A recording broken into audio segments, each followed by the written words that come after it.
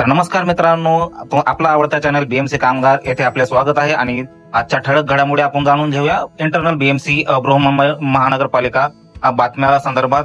तर बातम्या अशा कर्मचाऱ्यांना किंवा फायर ब्रिगेड किंवा पोलीस अधिकारी किंवा शिक्षक, तर यावर अश्विनी भिडे म्हणजे जे आपले मुंबईचे महापौर आहेत यांची अशी तक्रार आहे, असे पत्र आहे आयोगाला. ते जाणून घेऊया आपण. उन्हाळ्यात SIR नको, अश्विनी भिडे यांचे आयोगाला पत्र.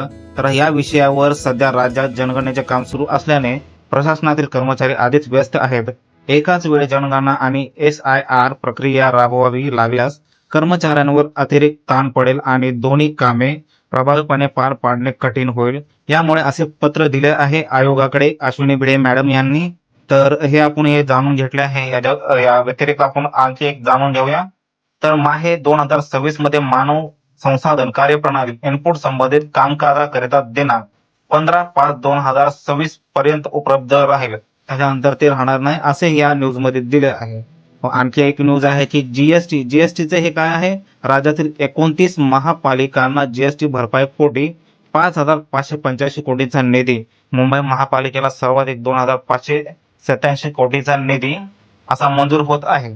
आणि शेवटची न्यूज अशी आहे की all India institute of local self government, तर हे जे असे विषय 2026-27 या वर्षातील LGS आणि LSGD पदविका अभ्यासक्रमाच्या प्रवेशाबाबत नियमित रेग्युलर आणि दुरुस्त DLP यशवंतराव चव्हाण महाराष्ट्र मुक्त विद्यापीठ द्वारे संलग्न आणि मान्यता प्राप्त अभ्यासक्रम 26-27 या वर्षातील LGS आणि LGS पदविका नियमित रेग्युलर आणि दुरुस्त DLP अभ्यासक्रम प्रवेश प्रक्रिया खाली नमूद केल्याप्रमाणे असे याची संबंधितांनी नोंद घ्यावी.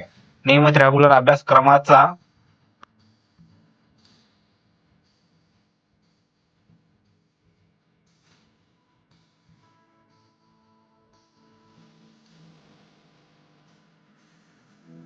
अवधी 6 महिने जुलै 2026 ते जानेवारी 2027. दुरुस्त DLP अभ्यासक्रमाचा कालावधी 1 वर्षाचा जुलै 2026 ते 2027 असा प्रवेशासाठी नोंदणी.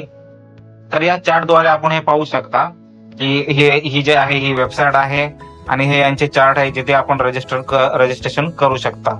व्हिडिओ आवडल्यास नक्की लाईक करा, शेअर करा, सबस्क्राईब करा.